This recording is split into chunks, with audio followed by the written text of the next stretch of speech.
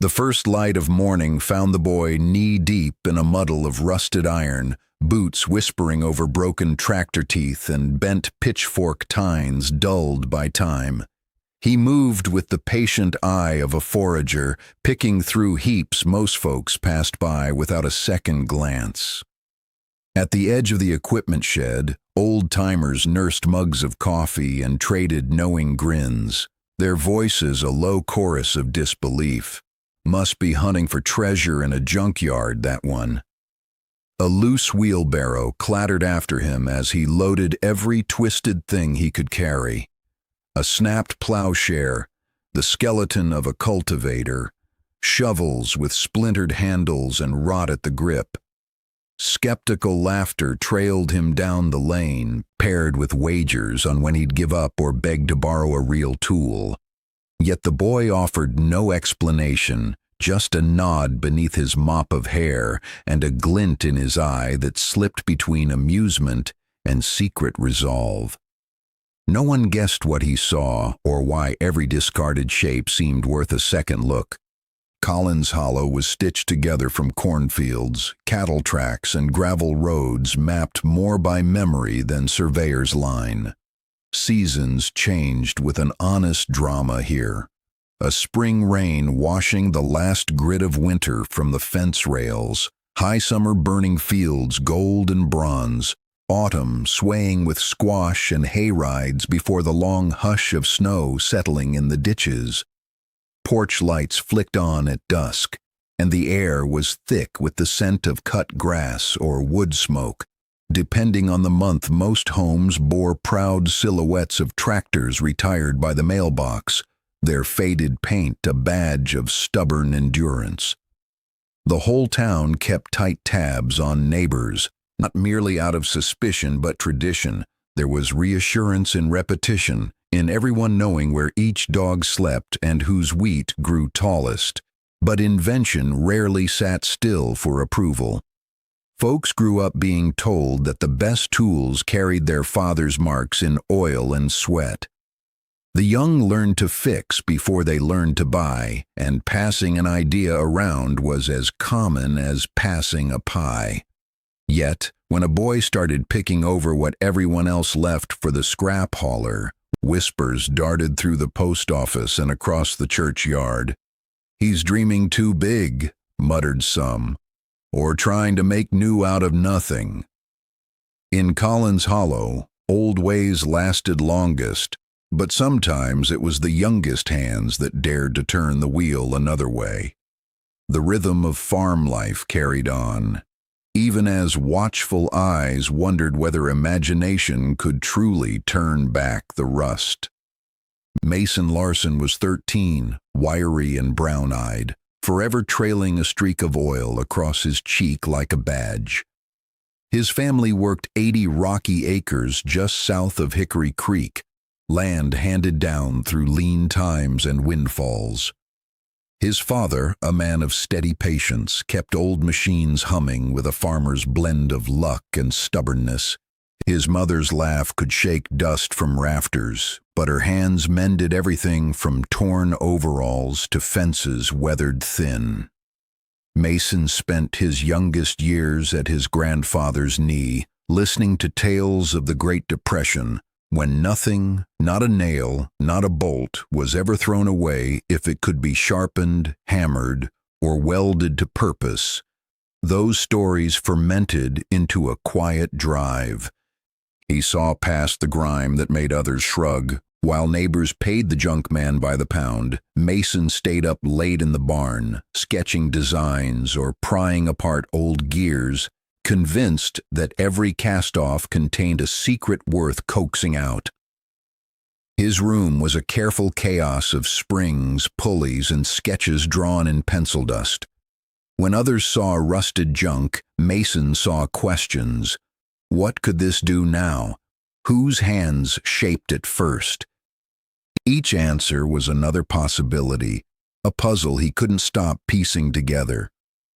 For him, the worth of a thing wasn't in its shine, but in the stories it could still carry and the challenge it whispered to those clever enough to listen. The problem ran deeper than scattered tools. Year by year, Collins Hollow's fields and barns became resting places for plows bent by roots, cedars clogged with rust, wheels hopelessly warped by decades of freeze and thaw. Farmers once patched their gear with baling wire and dogged faith. But as parts grew pricier and new models glistened in catalogs, the cast-offs piled higher in sheds, behind tree lines or half-buried in pasture grass. Most grown men had learned to ignore the slow swell of what couldn't be fixed. It was easier to let the old turn to relics than bleed time and money trying to coax life from tired metal. Some called it the farm bone yard, a graveyard of broken ambition. Neighbors had little patience for revival. When word spread about Mason's collecting, a few ribbed his father about the boy's rust obsession. "He'll waste more WD-40 than a county road crew," one joked, while another warned, "You can't weld hope onto rot." Technically, they weren't wrong. Years of rain and sun left metal brittle, gears fused, moving parts seized tight. Bearings flaked apart in bare hands, bolts snapped with a turn, and the simplest repair could spiral into hours of frustration, all for a tool that might never earn its keep again. In their view, invention had a cost, and the barn held too many reminders of why most gave up before trying to them. Mason's habit was more daydream than diligence, a childhood whim destined for disappointment. Undeterred by laughter or the long odds of failure, Mason set about his work with a doggedness that belonged to someone twice his age. He claimed a shadowy corner of the calving barn, lining it with coffee cans full of bolts, paint-chipped toolboxes, and anything else salvaged from the heap. His hands took on a new language, twisting wire, oiling hinges, coaxing the last bits of life from seized joints with heat and patience. The first weeks brought little but disappointment. He scrubbed one harrow so hard his knuckles bled, only to have the tines snap apart when he tested them in the field. A feed scoop, patched and polished, was met by a cracked weld the moment it hit grain. Long hours vanished in a rattle of broken dreams. Stripped threads, bent handles, and springs sprung past recall. But Mason learned to rethink defeat. He scoured old manuals by flashlight, watched late-night videos on repair and metals, and listened to his father's muttered wisdom about friction and fatigue. Failures became blueprints for the next attempt. He began to understand the properties of steel, how slow warming with a torch before hammering could save a brittle part, how rust could be chased off with vinegar and wire brushes, giving way to hidden strength beneath the surface. When a scythe blade could not be straightened, he fashioned it into a clever garden. Edger bent wrenches became the rungs on his mother's new hand rake, and loose gears found second lives as wind-driven ornaments spinning along the garden fence. Sometimes the barn's yellow light burned late into the night, the air sharp with the scent of oil and sweat as Mason pieced together a new puzzle. For every tool that failed, another slowly came together, a handle refitted, a wheel made true in time. Even small victories fed his resolve.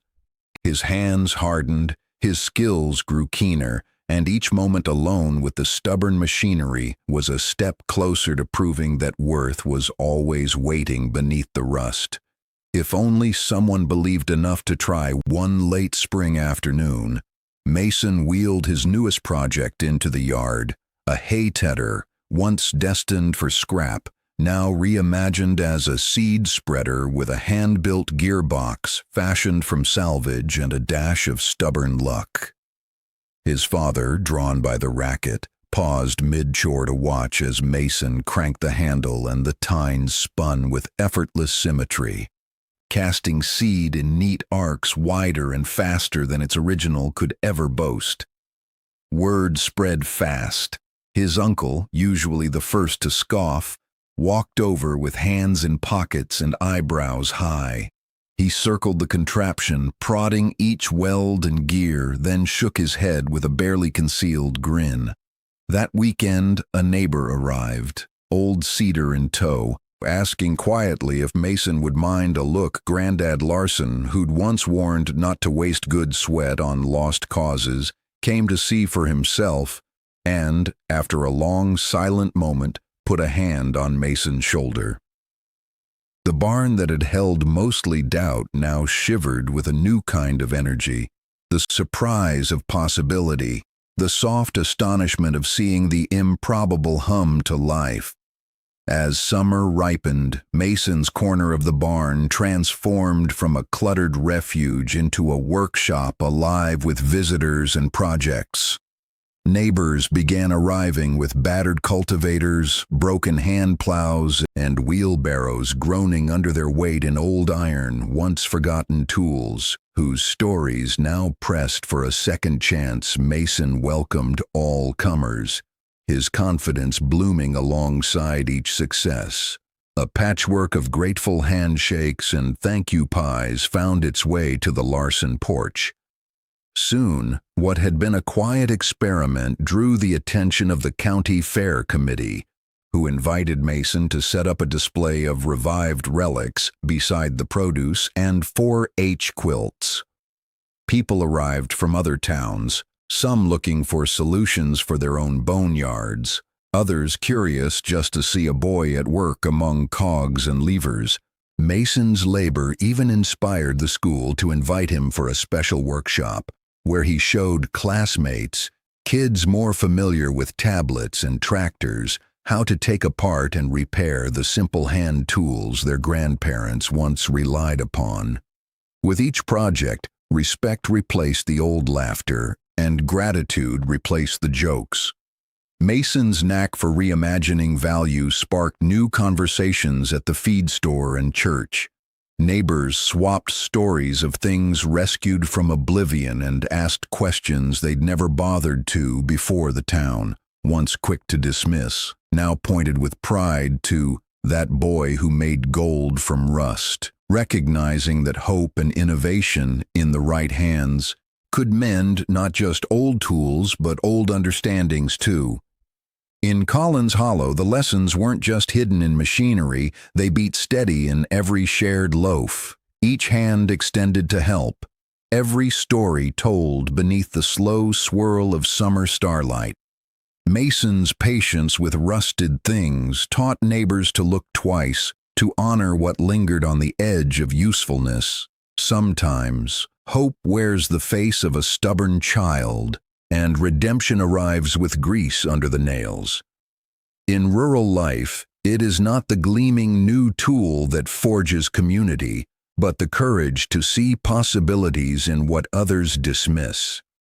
Mason's barn, alive with second chances, proved that every cast-off has a future, and every doubt can be melted down and made new.